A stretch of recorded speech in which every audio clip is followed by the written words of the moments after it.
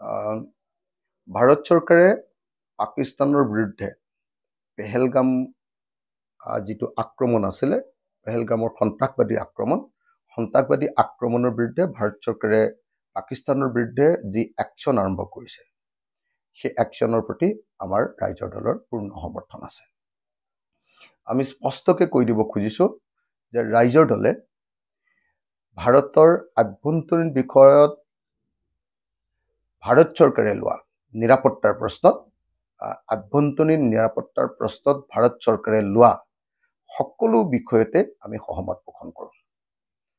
তো যিহেতু এইটো এটা একদম ভাৰতৰ আভ্যন্তৰীণ নিৰাপত্তাৰ প্ৰশ্ন, জাতীয় নিৰাপত্তাৰ প্ৰশ্ন, তো সেইকাৰণে কেন্দ্ৰীয় চৰকাৰে যি একশ্যন লৈছে, কেন্দ্ৰীয় চৰকাৰে যি আক্ৰমণ কৰিছে, কেন্দ্ৰীয় চৰকাৰে যি পাকিস্তানৰ বিৰুদ্ধে যি ব্যৱস্থা গ্ৰহণ কৰিছে, তাৰ প্ৰতি আমি পূৰ্ণ সমৰ্থন জনাইছোঁ।